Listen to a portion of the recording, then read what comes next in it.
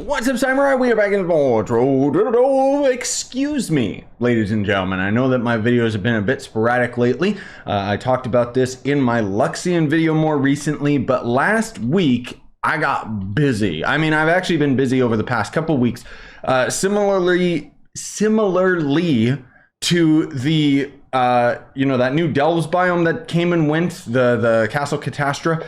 I have been hitting the new professions hard, or at least as hard as I can. I know that a lot of other people already have the new professions completely maxed out, but for me, I'm trying to juggle like a lot of things right now, and it's only going to get busier as we get closer to the holidays and stuff. And so I'm doing it as best as I can. And essentially, I've been doing these really lengthy streams lately where I've been grinding out both the mysticism and martial arts. Last stream, I basically spent around 2 hours just grinding mysticism, and I finally have 150. Now, the reason why this is significant, and I may go on a bit of a tangent here, so just pardon me, is because there is actually, is it in the alchemical table? Yeah, there it is. So there's actually a couple things that you can only craft when you get high enough in the mysticism. So I can actually craft a lot of these items right now. It's just the only problem is I don't have the mana. So that's probably what I'm going to be dedicating a lot of my new streams to, so that I can get these all finished off. But unfortunately, these all require very specific mana, which this mana in particular is basically like gem dust, but a new material that is not nearly as impactful as gem dust is on the game. So for example, this crystallized mana ember is obtained from Igneous Islands adventure world. So I have to go into a fire world and I have to find specific enemy types to kill them so that they end up dropping this mana, and they don't drop more mana based on higher uber worlds or anything. It's a really long, arduous and tedious process, especially considering that the mainline wild Trovian mana is so significantly easier to farm. Now, I did talk about this a little bit, but I wanted to go into it with you guys today before I show you this bad boy, which is a beautiful mount. You already saw it in the thumbnail and you probably already skipped in the video, but okay, whatever. Anyways, the long story short is this bad boy right here, I ended up actually getting out of the cash shop boxes relating to the new profession. And so help me, those boxes are a scam. They're probably one of the worst cash shop boxes they've ever implemented into the game, because I have gotten probably like 4 times the amount of items that I got out of those boxes. I've got them already completely free to play, and not even within a 24-hour period. And I spent $100 on those boxes. So yeah, it's pretty bad. On top of all of that, so I end up getting that, and it's like, oh cool, I ended up getting basically the rarest, most expensive item out of the pack outside of the mana manual, which, yeah, that's a whole other thing that I wish I could get. But the point is that this bad boy required 150 mysticism to craft, and I think that the devs made a little bit of a mistake because it also required 150 mysticism to use. So essentially, I spent money for nothing. It's just a good thing that I still keep playing this game and I'm a dedicated freak. So I knew like, well, eventually I'll be able to use it, right? And then I can do like a video like this where I can do a showcase of it. Cool. There's not going to be that many people that'll have it, much less be able to actually use it. I think that's a terrible mistake because you'll see some people are actually charging for these on the market and they're not selling. There's a reason why. One is because the mount is, superfluous. It just looks cool, but it doesn't really add any functionality to the game, which I think is kind of a big issue. That needs a bigger conversation saved for that. If only we could talk with the developers. Like, unfortunately, there's just so many different items in the game, and there's hundreds, if not thousands, of mounts in the game that we need to have ones that have functionality versus ones that just are a reskin. Because otherwise they just don't really serve a purpose, and players just don't want them outside of mastery, which, okay, that's a whole other bag of beans to open up. Either way, this thing is quite expensive. And then this tome is going to end up being my next big project. Thankfully, it's not super expensive with all of the different mana versus, the allies and other stuff. These allies are okay, you know, in terms of their stats and stuff. They're not bad, but they're not great. I don't know. The magic ally is actually pretty good. Yeah.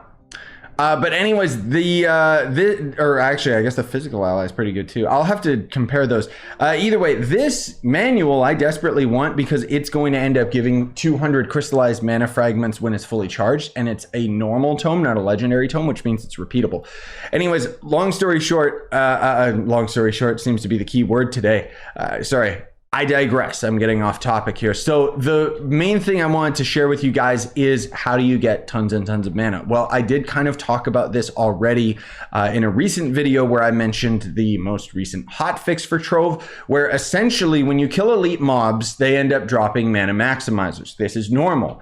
But they ended up having a hot fix, you know, a week or two ago that made it so that you can loot collect the mana maximizers for crystallized mana. And this is huge. This is actually like a game changer, which is why I wanted to repeat it in today's video, because it allows you to progress through the mysticism way faster, because the crystallized mana can end up being essentially converted into normal mana fragments.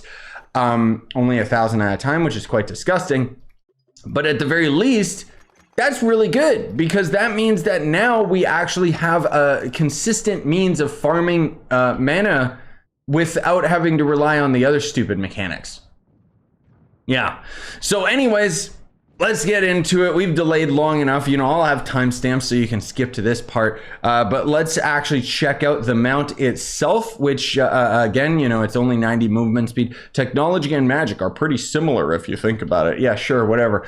It is a dread, which I wasn't really expecting. I honestly, here, let me go in the club world for better lighting. I honestly thought it was just going to end up being like a chair or something, but I did think that, oh, well, maybe it actually serves like, okay, maybe it ends up serving some sort of other higher function secretly, because it's not just a reskin of a dread and is something cooler.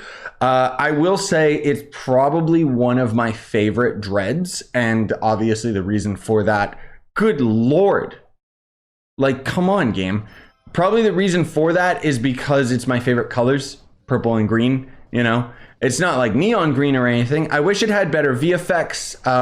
The animation on this thing, I don't know. It looks like it's clipping into itself. It is still really cool though. Like, again, I think it looks great.